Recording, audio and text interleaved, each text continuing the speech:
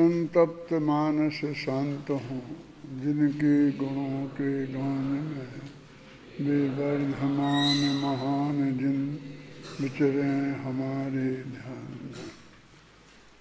रोचन 273वीं गाथा का की टीका पढ़नी है। जो अनेकांत के द्वारा ज्ञात संपूर्ण ज्ञान तत्व और ज्ञेय तत्व के यथावस्थित स्वरूप में प्रमीण समस्त बहिरंग और अंतरंग संगति के परित्याग से अंतरंग में प्रकाशमान अनंत शक्ति संपन्न चैतन्य से भास्वर आत्म तत्व के स्वरूप को भिन्न करने वाले और इसी कारण आत्म तत्व की वृत्ति स्वरूप गुप्त और सुषुप्त समान प्रशांत रहने से विषयों में किंचित भी आसक्ति को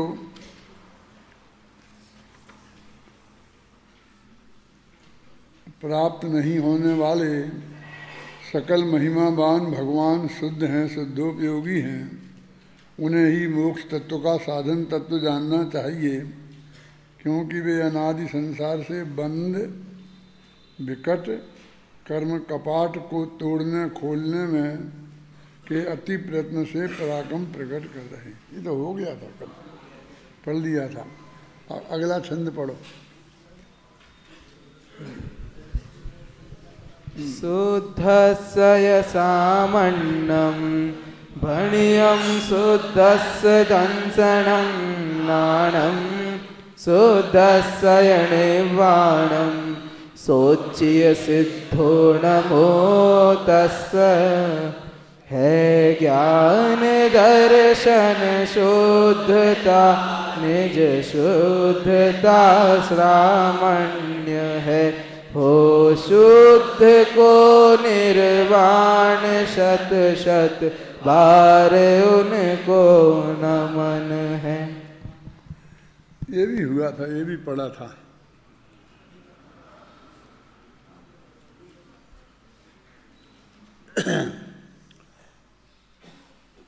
ज्ञान दर्शन शुद्धता और निज शुद्धता सामान्य है। कहते सम्यक दर्शन ज्ञान चारित्र का होना और आत्मा की शुद्धता ही वास्तव में मुनिपना है। वो मुनिपने की महिमा गा रहे हैं, जो बात पिछली गाथा में मोक्ष के साधन के रूप में कही थी और उसकी पिछली गाथा में मोक्ष के रूप कही थी। मोक्ष रूप और मोक्ष के साधन रूप दोनों को मुनिपना ही बताया था, सच्चे मुनिपना। और संसार तत्व में बिल्कुल सच्चा है व्यवहार जिनका, ऐसे नवमे गृहवेग तक जाने वाले दृढ़लिंगी मुनिराजों को संसार तत्व कहा था। पूरे पंचरत्न अधिकार का इतना ही भाव है। और अब इसमें कहते हैं कि सम्यक दर्शन ज्ञान और सम्यक चारित्र की एकता रूप से प्रवर्तमान एकाग्रता लक्षण साक्षात मोक्ष मार्ग रूप श्रामण्य शुद्ध के ही होता है। शुद्ध के माने शुद्धोपयोगी जो मुनिराज हैं उनके ही सम्यक दर्शन ज्ञान चारित्र, और इसका एक नाम कहें तो एकाग्रता। एक माने अपना भगवान आत्मा और उसकी अग्रता है मुख्य, जिसमें श्रद्धा में भी उसकी ही मुख्यता है, ज्ञान में ही उसकी मुख्यता है और चारित्र में भी उसकी मुख्यता है। ऐसा जो मुनिपना है वही वास्तव में सच्चा श्रामण्य है। और निष्कर्ष के रूप में अंतिम गाथा तो उपसंहार जैसी ही है, लेकिन उसमें उसका सार बता दिया गया है। इसकी चर्चा भी अपन ने कल की थी। समस्त भूत वर्तमान और भावी व्यतिरेकों के साथ मिलित अनंत वस्तुओं का अन्वयात्मक विश्व के सामान्य और विशेष के प्रत्यक्ष प्रतिभा स्वरूप दर्शन ज्ञान भी शुद्ध ही होते हैं। शुद्धोपयोग शुद्धता है और दर्शन ज्ञान भी शुद्धता है। तो दर्शन ज्ञान की परिभाषा बताते हुए दर्शन में सामान्य और ज्ञान में विशेष, इन दोनों को ग्रहण किया है, और उन सब में अनुसूत, उन सब में एक सामान्य जो स्वरूप है वही वास्तव में सच्चा सामान्य है। निर्विघ्न खिला हुआ सहज ज्ञानानंद की मुद्रा वाला द्रव्य निर्वाण भी शुद्ध के ही होता है। निर्विघ्न खिला हुआ अवस्था रूप सुस्थित आत्म स्वभाव की उपलब्धि से गंभीर सिद्ध दशा, देखो सिद्ध दशा को एक तो परमानंद की अवस्था रूप कहा, और दूसरे आत्म स्वभाव की उपलब्धि से गंभीर सिद्ध दशा को, सिद्ध दशा के लिए उन्होंने अव्याबाध, मानो उसमें कोई प्रकार की बाधा नहीं है, ऐसा सुख का स्वरूप बताया है ना। जो टंकोत्कीर्ण परमानंद की अवस्था रूप से सुस्थित है, मैंने आनंद आनंद आनंद आनंद, यहाँ ज्ञान को गौण करके आनंद को मुख्य किया है। कल बोलो ना ज्ञानानंद स्वभावी, कि ज्ञान भी प्रकट हो गया और आनंद भी प्रकट हो गया। तो मुक्ति में यदि ऐसा है तो मुक्त मार्ग में भी ऐसा ही होगा कि जो साध्य में होता है, साधन में वही चीज़ होनी चाहिए, है ना। तो साधन भी आनंदमय होता है और ज्ञानमय होता है। ज्ञान तो स्वभाव ही है, तो ज्ञानमय तो होगा ही, और वो अव्याबाध आनंद है। अनंत भगवान के अनंत आनंद तो माना, लेकिन अव्याबाध आनंद नहीं माना। तो सिद्ध भगवान के वो अव्याबाध अनंत आनंद है, अनंत काल तक वो आनंद निरंतर कायम रहना चाहिए। दया भाव के परिणाम के साथ वो कभी कायम नहीं रह सकता, क्योंकि दया भाव एक दुख का ही नाम है। देखा ना उसमें, दूसरों के दुखों को देखकर उस दुख को दूर करने के विकल्प रूप हैं, जो दुख है उसको दया कहते हैं। और एक तो दूसरों के दुख को देखकर, बात दूसरों की है तो पहले नंबर पे रिजेक्ट हो गई अध्यात्म में, कि जब दोनों में अत्यंता भाव की और वज्र की दीवार है, तो फिर दूसरों के जो लक्ष्य से चीज़ पैदा हुई है वो बढ़िया कैसे हो सकती है। फिर कहते हैं उस दुख को दूर करने के विकल्प पूर्वक। तो अब एक दूसरे को दुख दूर कर ही नहीं सकता है। ये तो अपने बताया ना कि उनके केवल ज्ञान में सब संसार के अनंत दुखी जीव दिखाई देने वाले हैं। छठाला के पहली ढाल में संसार के सब दुखों का वर्णन किया, 4 गतियों के, तो वो उसमें जो वर्णन किया अपन तो अपने सूक्ष्म ज्ञान में उसी से वो ही जानते हैं। बस आपको नरक की और क्या याद है। कुछ 6 डाला के पहले में नरक गति के जो दुख लिखे 2-3 पंक्तियों में, भूख के, प्यास के, सर्दी के, गर्मी के, बस वही जानते हैं। नरक के दुख को और क्या जानते हैं आप। और ऐसे ही स्वर्ग के सुख को, बस 5 इंद्रियों के भोग रूप आनंद को, जिसकी जितनी चाह उतनी निंदा की गई है जनागम में, उसको स्वर्ग का सुख जानते हैं। अब इस तरह से इन सारे सुख दुख का स्वरूप जितना सिद्ध भगवान को स्पष्ट है, सामान्य रूप से भी और सबके व्यक्तिगत रूप से भी, आपको क्या क्या तकलीफ है आप भी वो जितना नहीं जानते हैं, सिद्ध भगवान उतना भी जानते हैं, है ना। एक आदमी को एकदम अचानक दर्द हुआ, अस्पताल में गया तो पता चला कि सेंट ब्लॉकेज है। तो कल तक नहीं थे, वो थे ही ना। तो उनसे जो तकलीफ और पीड़ा होती होगी वो होती ही होगी ना। लेकिन मुझे तो पता ही नहीं था, मैं तो बड़ा आराम से रहता था, मैं तो खूब जीना चढ़ता था, खूब माल मसाला खाता था। तो उनको तो पता था ना कि ये निरंतर वो बढ़ रहा है और एक दिन मौत की कीमत तक पहुंच जाएगा। तो इतना जो दुख बढ़ रहा था शांति जी, वो दुख का तुम्हें पता है? तो ठीक है, हमें तो पता नहीं, हमें तो पता ही नहीं चला। घर वाले कहते हमें भी पता नहीं चला कि ये इतने दुखी हैं। लेकिन ऐसा हो सकता है कि जब वो अवरोध है तो जहाँ खून की सप्लाई होनी है और वहाँ खून की सप्लाई नहीं हो रही है, तो उससे जो भी तकलीफ होती ही होगी ना। हम उसे भोगते हैं और पता नहीं। अब सिद्ध भगवान को खुद के और तुम्हारे भी एक एक क्षण के सुख दुख का पूरा पता है।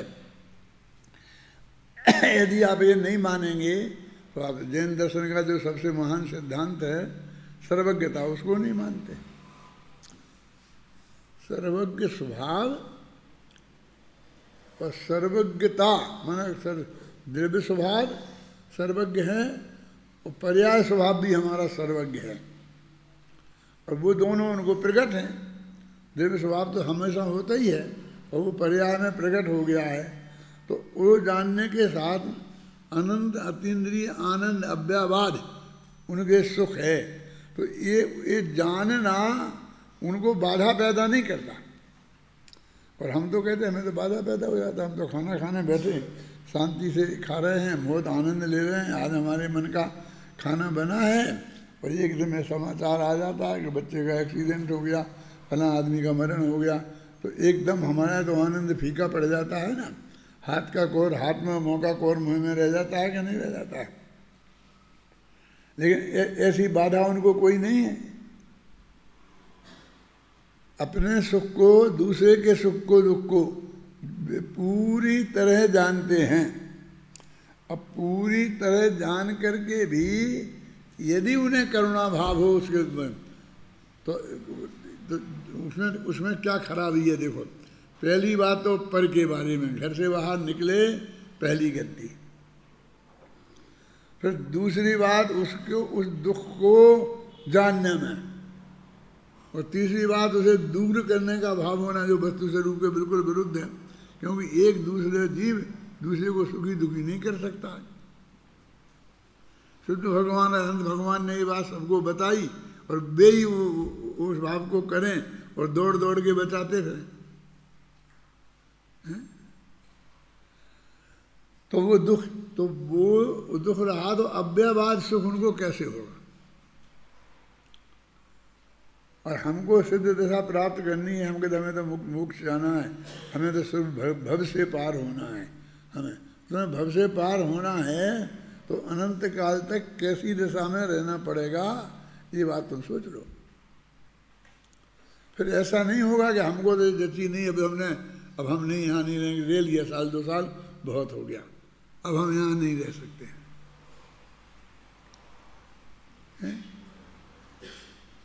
आप सोचो विचार करके, तो ऐसा फिर हो नहीं सकता है। एक तो उनको ऐसा कभी होएगा नहीं कि उनको उस अनंत आनंद से अनंत तृप्ति है। ये तो असंतोष है। तो असंतोष नाम का दुख उनको कैसे हो सकता है? अब हमको भी वैसी ही पर्याय रहनी चाहिए। तो अभी जब मैंने कहा था कि जैसा साध्य साधन वैसा ही होना चाहिए ना, तो हमारी इसमें परिणति मुनि दशा जिसकी बात यहाँ चल रही है भी ऐसी ही होनी चाहिए कि सब जीवों को का जो दुख है उसको जानते हुए भी उसे दूर करने का रंज मात्र भी विकल्प नहीं आए, वो ऐसा शुद्धोपयोगी सच्ची मुनि दशा है। स्वोपयोग में तो आ जाता है, उपदेश देने का भाव आ गया, दया करुणा पूर्वक ही तो आया है ना। कम से कम मुनि अवस्था में, वितराग अवस्था में तो वो भाव आता ही नहीं है उन्हें समझाने का। दिव्य ध्वनि सहज कीर्ति है, भविभागन बस जोगे बसाए। अब हमको वो परिणति पसंद नहीं हो कि हमें नहीं हो रंच मात्र भी उनको दुख दूर करने का भाव। हमको तो ये है कि नहीं हमको हो और हम बिल्कुल कर दें।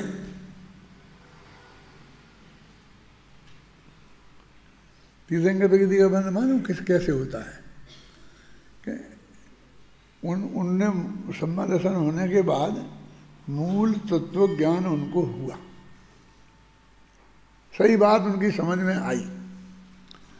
तो उनके अंदर, क्योंकि भी चौथे गुणस्थान में है, तो 3 प्रकार की कषाएं अभी विद्यमान हैं, तो मैं दूसरों को ये बात समझा दूँ, होता है ना। हम पहले दफे सोनगढ़ गए थे, तो वहाँ से हमने अपने घर चिट्ठी लिखी, हमने मुमुक्षुओं को सबको चिट्ठी लिखी जो हमारे प्रवचन के श्रोता थे।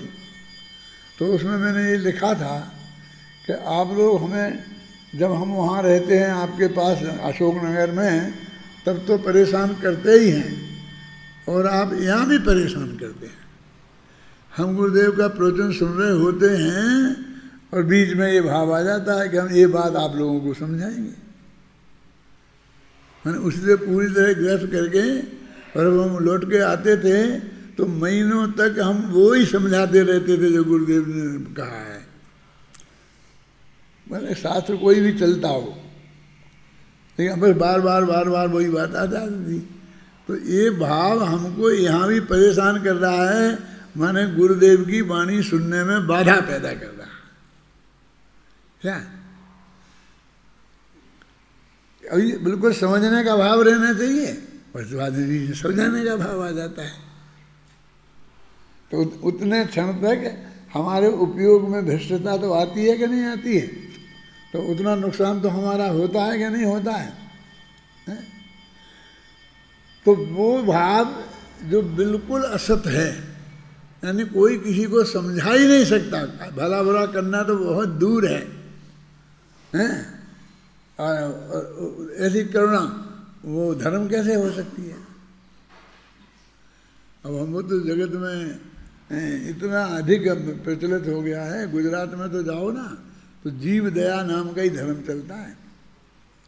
और हम अमेरिका में जाते हैं तो ये गुजराती पंडित लोग, गुजराती जो भी मतलब वहाँ गुजराती समाज में पंडित तो होते ही नहीं। गुजरातियों को 2 ही चीज़ें चाहिए, या तो भगवान या चपरासी, तीसरा कुछ नहीं चाहिए। ये पंडित नाम की चीज़ उनको लिए उन्हें ज़्यादा पसंद नहीं है। या तो वो जाएंगे तुम्हें भगवान जैसा पूजेंगे, और या चपरासी जैसा व्यवहार करेंगे। बीच में विद्वानों से कैसा व्यवहार करना चाहिए ये उनको समझ में आता ही नहीं है। क्यों? यदि विद्वान है और उस विद्वान से मुनिराजन जैसा व्यवहार करने लग जाए तो भी गलती है ना, है? और साधारण नौकरों जैसा व्यवहार करने लग जाए तो भी गलती है ना। तो बीच की चीज उन्हें पता ही नहीं है। जितना भी संप्रदाय है सीतामढ़ी थानाकवासी, तेरापंथी, बस उनके यहाँ देखेंगे बस एक बड़े महाराज हैं, आचार्य हैं, तुलसी हैं, महाप्रज्ञ हैं, और फिर 700-800 और बस बिल्कुल जैसे उन्होंने कहा कि भाई जाओ टोडर मल स्मारक से एक किताब लानी है, तो फिर दौड़ते दौड़ते एक महाराज को भेज देंगे और महाराज आएंगे, साहब ये किताब दे दो। हैं? वो चपरासी का काम नहीं लिया उससे, एक साधारण गृहस्थ भी नहीं ले जा सकता था। वो साधारण गृहस्थ एक कार में आता और 2 मिनट में लेके चले जाता। वो बेचारा वहाँ से 5 किलोमीटर चल के आएगा, और 5 किलोमीटर यहाँ से गई, मान लो अपने 5 किलो किताबें बता दी तो 5 किलो का भार लाद के ले जाएगा। मुझे बहुत अटपटा लगता है। देखो अभी तो कह रहा हूँ सारी दुनिया सुन रही है और सुनेगी, लेकिन ये मुझे बिल्कुल नापसंद है। हर एक स्तर होना चाहिए ना। आपको जैन तत्व ज्ञान समझा रहा है, सर्वज्ञ भगवान की बात आपको बता रहा है, उसके प्रति बहुत सम्मान होना चाहिए, लेकिन मुनिराज जैसा नहीं होना चाहिए। फिर तो इसका मतलब है तो मुनिराज का स्वरूप नहीं जानते हो। उसकी जैसी स्थिति है वैसा तो होना चाहिए ना। तो वो कहते हैं कि सर्वज्ञ भगवान के वो करुणा कैसे हो सकती है? नहीं हो सकती है ना। होगी तो करुणा का स्वरूप ही दुख रूप है। दूसरों के दुखों को देखकर उनके दुख को दूर करने का जो विकल्प, उसको करुणा कहते हैं। आता ना, वो दुख ही, उसकी परिभाषा दुख है। अब मैं आपसे कहता हूं कि यदि हमको वैसा बनना है तो यहाँ भी हमारी ज्यों ज्यों हम तरक्की करें, मोक्ष मार्ग में आगे बढ़ें, तो वैसा ही स्वरूप हमें वृद्धि होनी चाहिए ना। तो हम जब पंडित हैं तो हमें ज़्यादा करुणा हो सकती है, और एक मुनिराज को उससे कम होगी।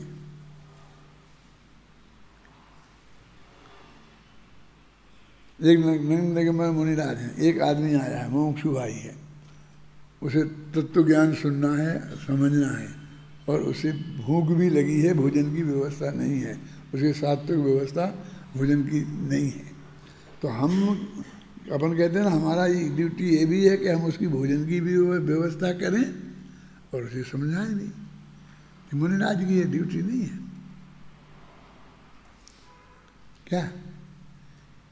उसे समझाने का भाव रूप करुणा आएगी, उसे भोजन के कराने के भाव रूप में कि क्या होता है था, जरा सा इशारा करना है, क्या बिगड़ता है, महाराज को कोई बना के खिलाना है, सुरेश जी ये आया है तो जरा देख लेना, इसे भोजन करा दें, इतना सा कहना है, और सुरेश जी दौड़ दौड़ के कराएंगे कि नहीं कराएंगे।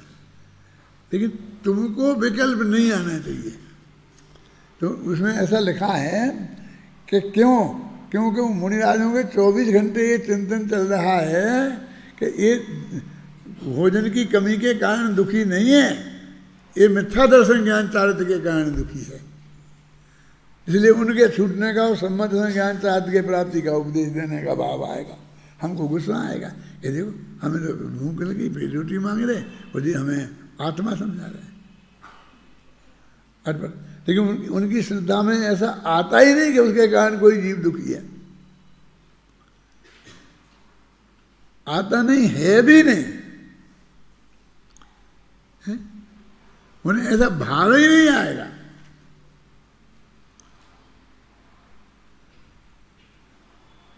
वो आता है। क्षमते भाई तो ऐसा बोलते थे कि क्यों के शास्त्र में वो कमंडल के पानी का उदाहरण दे के बोलते थे कि हमारे कमंडल में पानी भरा हुआ है, प्यास जल, और सामने वाला एक आदमी प्यास इतनी जोर की लगी है कि मर रहा है, और वो हाथ जोड़ के मांग रहा है कि थोड़ा पानी मुझे पिला दो, आपके कमंडल में है? तो क्या करेंगे महाराज? तो महाराज कहने देख, अपना आत्मा को जब तक नहीं जानेगा तब तक तेरा दुख दूर नहीं होगा। वे मानने को तैयार नहीं है कि तू पानी नहीं मिल रहा इसलिए दुखी है, और ये मानने को तैयार नहीं है कि तेरे को पानी मिल जाएगा तो तेरा दुख दूर हो जाएगा, है ना? ना उनका वो उन्हें उपाय समझ में आता है। वे तो ये समझाएंगे, वे समझाएंगे तो वो कहेगा पानी पानी पानी, क्यों? तो वे अपात्र है। हम तो समझा रहे हैं आत्मा इतनी अमृतमयी चीज बता रहे हैं, और ये पानी पानी पानी पानी कर रहा है क्या? अरे ये प्यासा है इसलिए पानी पानी कर रहा है, क्यों?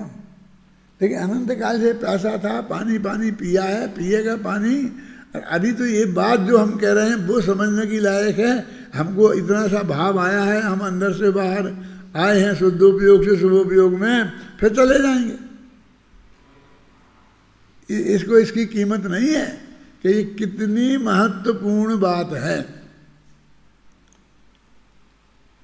और कहते लोग कि जो चीज़ मिल रही है उसकी महिमा नहीं आती है।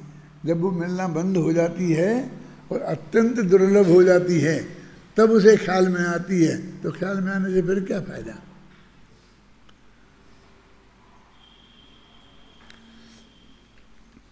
मैं ये सब बात इसलिए कह रहा हूँ कि हमको ये स्वीकृत होना चाहिए कि जो सिद्ध दशा में हमें प्राप्त करना है उसकी कम से कम उसी टाइप की, उसी जाति का की दशा हमारी कुछ आटे में नमक तो सही, इतनी तो यहाँ हो। अभी तो हम श्रद्धा के लेवल पर ही नहीं मान रहे हैं उसको। अभी तो हमारे गले यही नहीं उतर रहा है। हमारे अभी तो रोटी कपड़ा और मकान की ही बात है। लग रही है।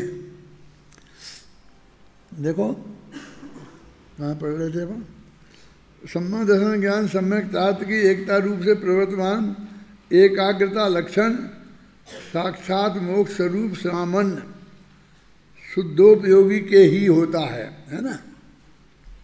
समस्त भूत वर्तमान और भावी व्यतिरेकों के साथ मिलित अनंत वस्तुओं का अन्वयात्मक विश्व के सामान्य और विशेष के प्रत्यक्ष प्रतिभास स्वरूप ये दर्शन ज्ञान है ना, इनकी सामान्य और विशेष बताने के लिए वो बात बताई है, इतनी जो बात कही है भी शुद्ध ही के ही होती है। और निर्विघ्न, अब इसकी बात कर रहे थे हम,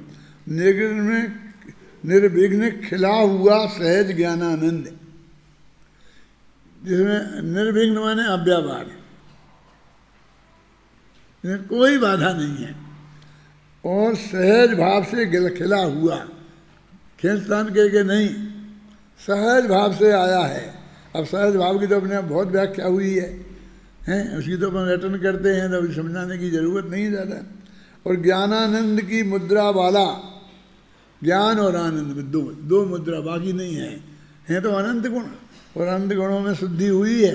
ये ज्ञानानंद की मुद्रा वाला दिव्य निर्वाण भी शुद्ध के ही होता है। ना ज्ञान आनंद जी रहेगा, ऐसा जो मोक्ष है वो शुद्ध माने शुद्धोपयोगी के ही होता है। तो शुद्ध परिणति कारण नहीं है कि है ना, शुद्ध वो भी शुद्ध है ना, शुद्ध उपयोग साक्षात निरंतर है, वो थोड़ी अभी उपयोग में शुभ आ रहा है, लेकिन परिणति में तो शुद्धि है ही ना। और टंकोत कीन परमानंद अवस्था रूप से सुस्थित आत्म स्वभाव की उपलब्धि से गंभीर सिद्ध दशा, ये सब सिद्ध दशा के विशेषण बनाए उन्होंने। टंकोत कीन जान तो टाँकी से उकेरा हुआ, जैसे अपन लिखते हैं ना, तो एक तो वो अपने उंगली से और पानी में नमोकार मंत्र लिखा, यहाँ लिखते जाएंगे वहाँ मिटता जाएगा। अब आगे आगे बढ़ते जाओ कि नहीं, हमको जरा रहे कायम ऐसा चाहिए, तो हमने खड़िया से दीवार पर लिख दिया, तो थोड़ा स्थायी रहेगा क्या नहीं, लेकिन वो एक बरसात आएगी, हवा आएगी तो धुल धुला जाएगा, सूख जाएगा। तो फिर हमें कहेंगे नहीं, रंग से लिखो, कलर से लिखा, फिर बंगे कलर पक्के कलर से लिखा, क्यों कि ऐसा कि नहीं, अब ऐसा करवा दो कि टाँकी से उत्कीर्ण करा दो। मालूम आपको क्या कहते हैं, टाँकी से उत्कीर्ण कराते हैं, फिर उसमें शीशा भरते हैं, देखा होगा कहीं, ताजमहल में देखा होगा कि पहले टाँकी से उत्कीर्ण करवाते हैं और फिर उसमें शीशा भरते हैं, तो वो एकदम बहुत ज़्यादा स्थायी हो जाता है ना ऐसे करके।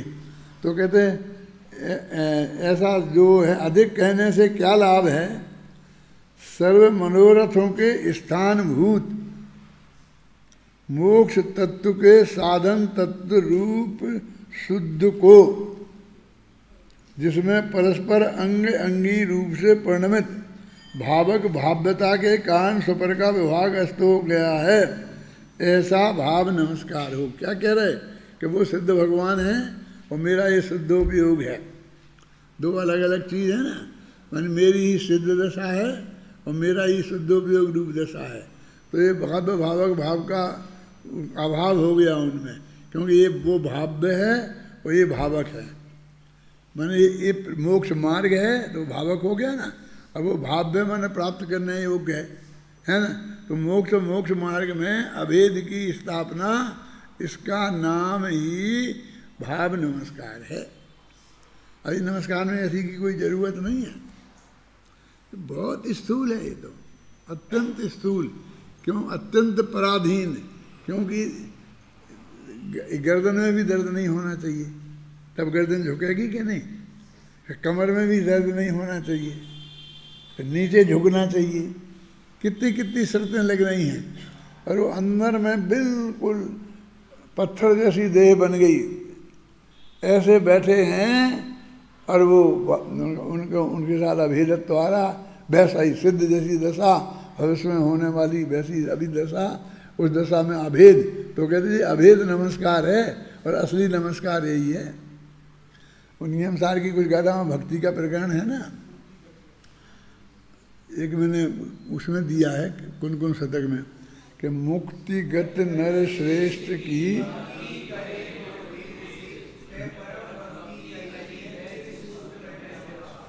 अब यहाँ से जो वर्णन करते हैं ना कि मुक्तिगत नर श्रेष्ठ की, जो मोक्ष में चले गए ऐसे श्रेष्ठ पुरुष माने सिद्ध भगवान, अनंत तक की छुट्टी कर दी। मुक्तिगत नर श्रेष्ठ की और भक्ति करे गुण भेद से, तुम में अनंत गुण है, ज्ञान है, अनंत ज्ञान, अनंत दर्शन, अनंत ऐसे गुणों के भेद से विकल्प से, तो वह परम भक्ति की है। ये देखो इसको तो परम भक्ति मान रहे, तो निश्चय भक्ति होगी ना फिर। ये तो परम भक्ति लिखी है, परम माने तो निश्चय होता है। परम शब्द जहाँ लगता है वो निश्चय के अर्थ में होता है। परम शुद्ध निश्चय न, परम भाव ग्राही, परिणामिक भय, परम भाव, ये सब होता क्या नहीं होता है। लेकिन आगे लिखते हैं उसे परम भक्ति कहते हैं। और व्यवहार से, ये तो व्यवहार भक्ति है भाई साहब। ये जय जयनाथ परम गुरु हो तो कहीं नहीं है इसकी जगह। ये शांति जी रोजाना 8 घंटा खराब करते हैं तुम्हारा उस भक्ति के नाम पर जय जयनाथ परम गुरु को देव करा के।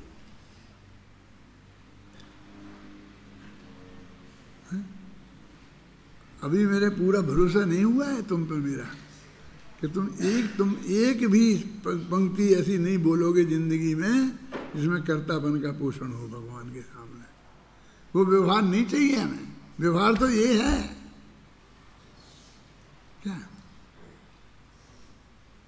तुम तक नहीं पहुंची हमारी बात 1000 विद्वानों तक, तो जनता तक कैसे पहुंचेगी और कैसे कायम रहेगी। है? वो कल आया था कि वो भीख कहाँ आया था, भीख कल कोई एक बात आई थी परसों कि जब बिल्कुल रंज मात्र में सुख दुख जीवन मरण कोई किसी को दे ही नहीं सकता है, पक्की बात, पक्का न हो गया तो मांगने को कहाँ जगह रहेगी। यानी बिल्कुल पक्की बात है कि गारंटी से दे नहीं देगा नहीं, और फिर भी तुम हाथ गिरा जा रहा, हाथ जोड़े जा रहा है, पागलपन नहीं लगता है। हाँ, एक पंक्ति आई है उसमें, क्या नाम, योगसार में, मुझे ऐसा लगता है जैसे सिद्ध भगवान भीख मांगने को निकले हैं।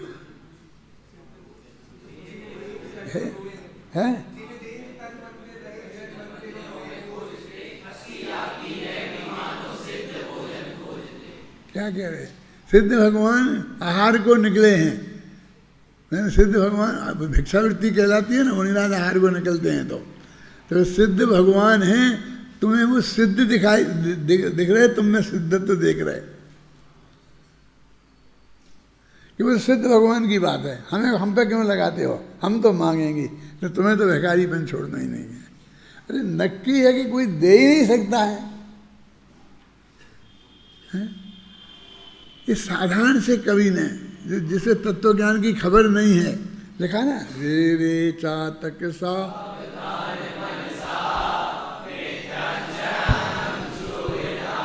मम्भोदावह वो हि सन्ति गगने सर्वेऽपि नैतादृशा केचिद्वृष्टिविरार्द्रयन्ति वसुधां गर्जन्ति केचिद्वृथा यं यं पश्यसि तस्य तस्य पुरतः मा ब्रूहि दीनं वचः।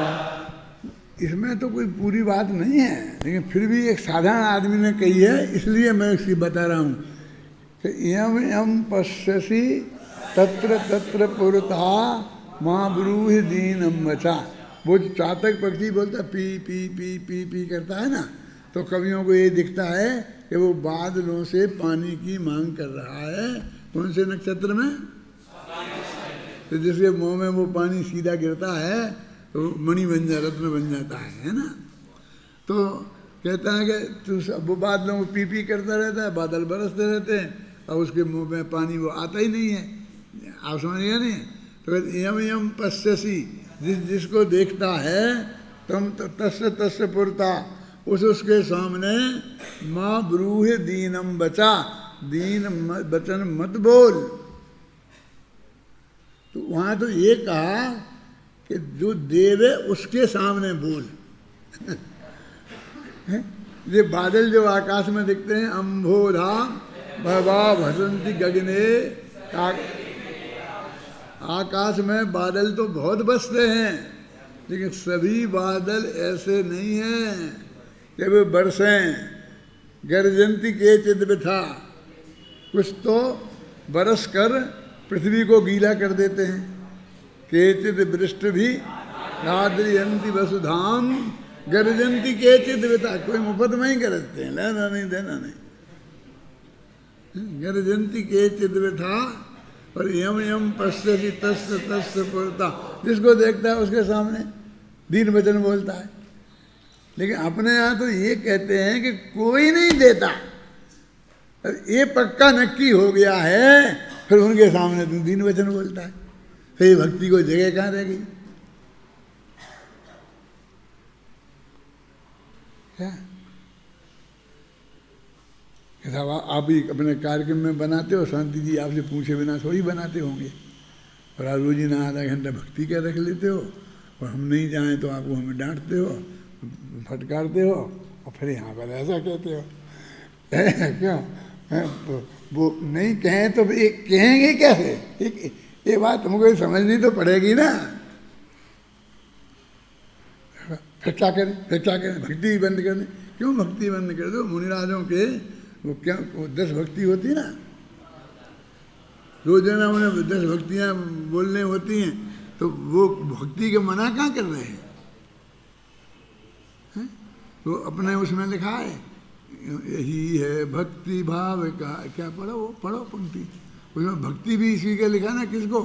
उस यही है शुद्धोपयोग, यही है योग, यही योगियों का योग है, यही है भक्ति, ये सब लिखा है पढ़ो।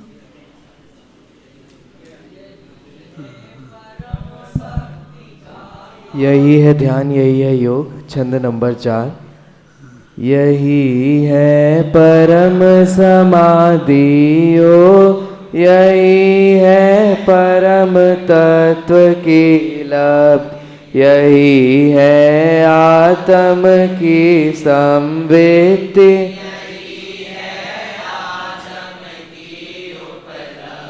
यही है परम भक्ति का भाव, यही है निर्विकल्प आनंद, यही है परम समरसी भाव, यही है परम शुद्ध आनंद।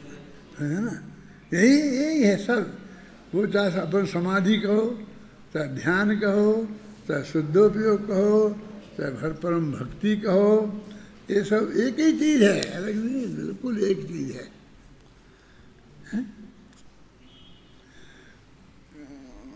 मुनियों के कुछ आवश्यक काम होते हैं ना, 6 आवश्यक बताए ना, 6 साधकों के, 6 मुनियों के, समताधर बंधन करें, नाना स्तुति बनाए। तो नाना स्तुति बनाते होंगे ना, तो बाहुबली ने भी बनाई होंगी, मुनि थे तो एक आदि स्तुति बाहुबली की लेखक हों, ऐसी है आपके पास? तो वे नहीं बनाते थे, लेकिन वो तो अनिवार्य है, हर एक को अनिवार्य है।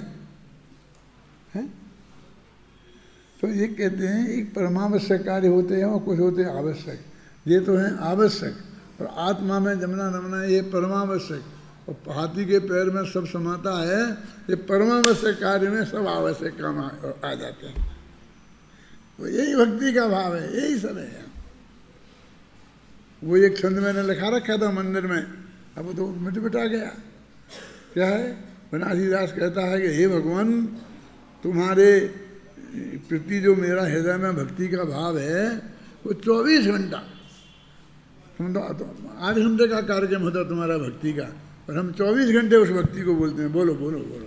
कबहु सुमति वे कुमति को विनाश करे, कबहु विमल ज्योति अंतर जगति है, कबहु दया वे चित्त करत दयाल रूप, कबहु सुलाल सावे लोचन लगती है, कबहु आरती वे के प्रभु सन्मुख आवे, कबहु सुबारती वे बाहरी भगति है, धरे दशा जैसी तब करे रीति तैसी ऐसी, हृदय हमारे भगवंत की भगति है।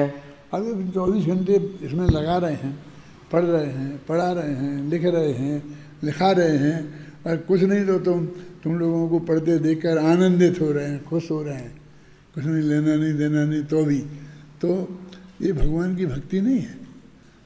उनके तत्व ज्ञान में भरोसा नहीं होता और उनके प्रति भक्ति नहीं होती तो वो उनके बताए हुए तत्व ज्ञान को सारी तक दुनिया तक पहुंचाने का ये राय होता ही क्यों? ये बिना मजदूरी के मजदूरी क्यों करने का भाव होता? लेना नहीं देना नहीं।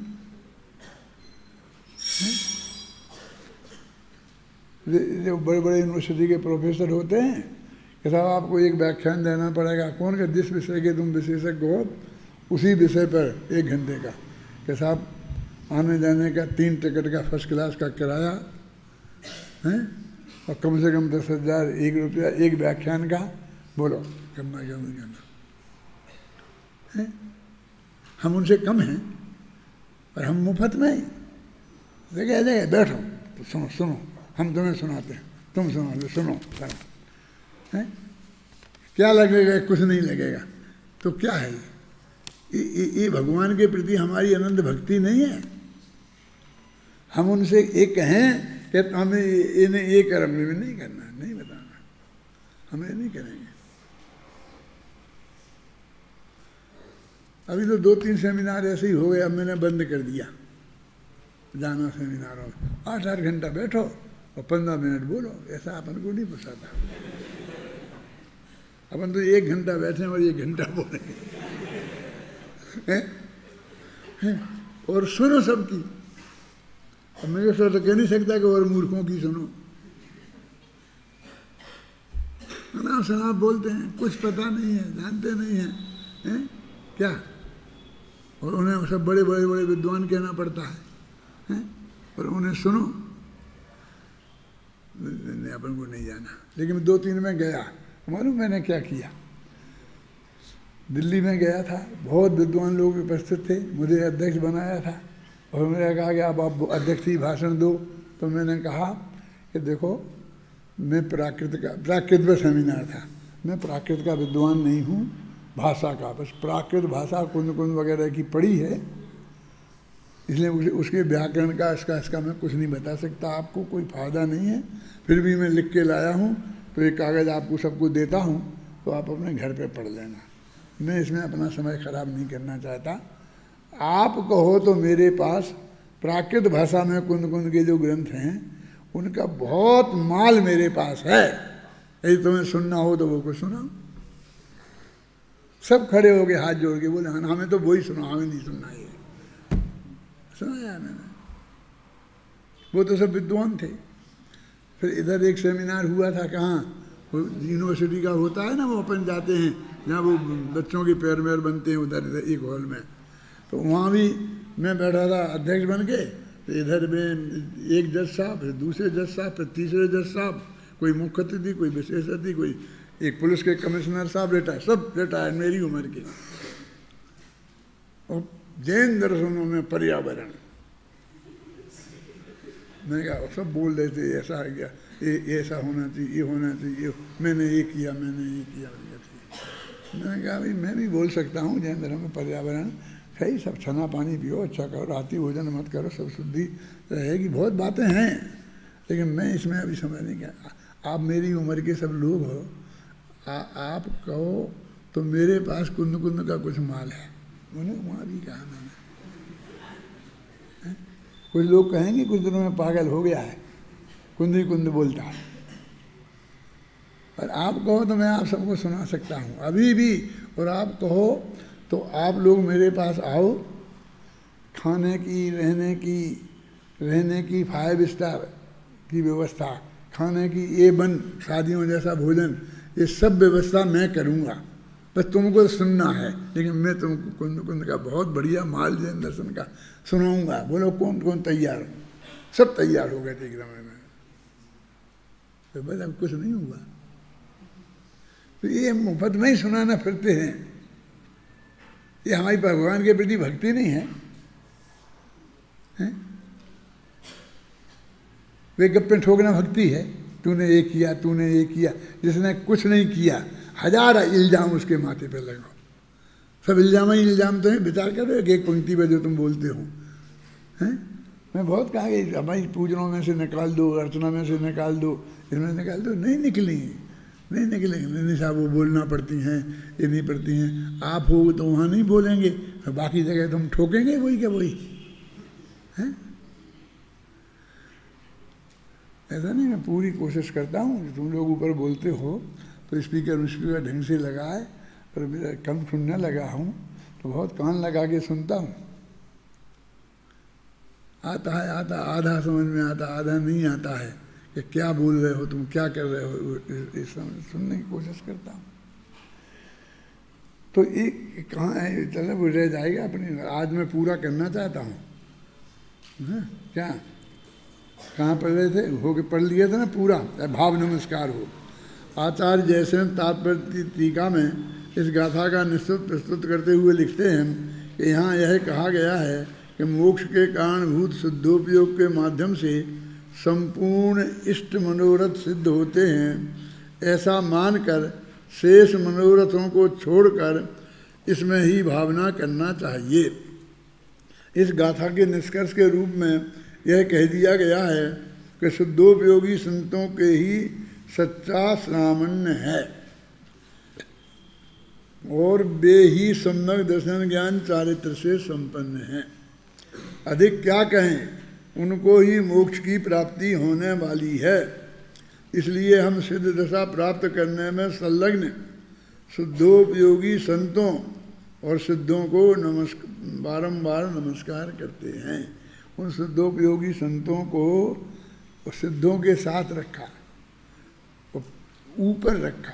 पहले क्या, शुद्धोपयोगी संतों को और बाद में सिद्धों को नमस्कार करते हैं। कुछ आज के सिद्ध, कुछ कल के सिद्ध, यही है ना।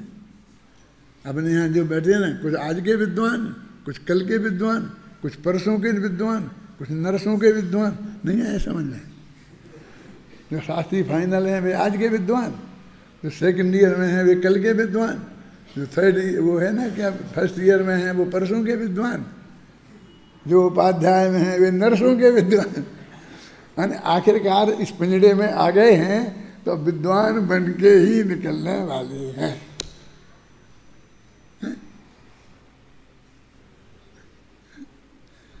इस महाभाग्य की बात है, जैसे अपने 1000 विद्यार्थी निकले और जो ऐसे संयोगों में से आए थे कि जहाँ ये तत्व ज्ञान बिल्कुल रंच मात्र भी नहीं था और बल्कि विरोध था, और वो यहाँ से 5 साल में लगभग सभी, एक भी ऐसा नहीं, पूरे इस तत्व ज्ञान के विशेषज्ञ होकर निकलते।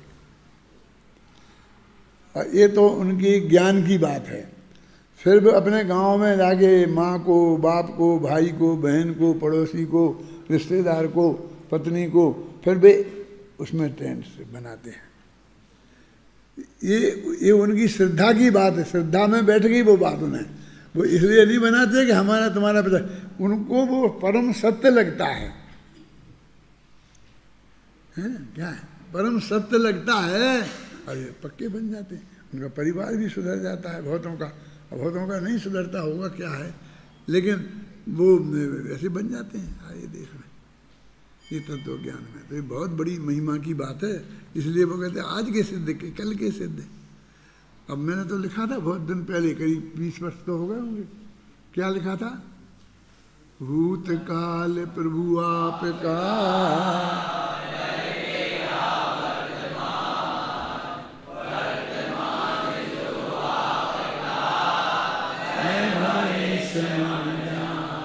कौन है आप? आप हमें आपका परिचय जानना है। हम भविष्य के सिद्ध हैं। बोलो, हैं? हम भविष्य के सिद्ध हैं। समझ में आई ना आपके यहाँ? मोरारजी देसाई थे, वित्त मंत्री थे नेहरू जी के मंत्रिमंडल में, और बिल्कुल वैसे ही कपड़े पहनते थे, वैसी टोपी वोपी लगा कर, बिल्कुल वैसे ही नेहरू जी जैसे अप टू डेट रहते थे, और बहुत शुद्ध सात्विक भी थे खान में पान में, और बहुत उच्च कोटि के विद्वान भी थे। मतलब अपने प्रशासन के A1 ऑफिसर थे। तो उनका लड़का था कीर्ति देसाई, तो अमेरिका गया था। तो किसी पत्रकारों ने पूछा कि तुम कौन हो, परिचय दो, कि मैं भावी प्रधानमंत्री का बेटा। क्या दिया? कौन हो? वो भावी प्रधानमंत्री का बेटा हूँ, ऐसा कहा। मैंने वो सारी विश्व में ये बात प्रसिद्ध थी कि नेहरू के बाद मोरारजी देसाई प्रधानमंत्री बनेंगे। नक्की था, मतलब ये समझ लो आप कि उसका बेटे को भी ऐसा था कि उसने जाके वहाँ अमेरिका में पत्रकारों से कहा। तो देखो सब गया सारे विश्व में। वही एक गलती हुई थी कि जिसकी वजह से ना वे दूसरे प्रधानमंत्री बन पाए, ना तीसरे प्रधानमंत्री बन पाए।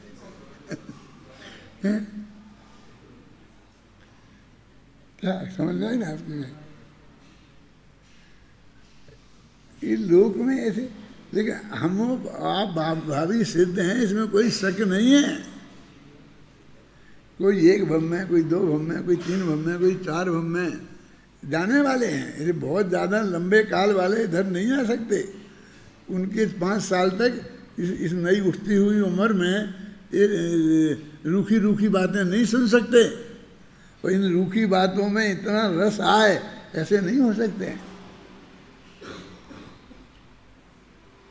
मैं बोलता हूँ ना, तो मुझ पर जितना लोग रीझते हैं, तुम पर मुझसे ज़्यादा रीझते हैं।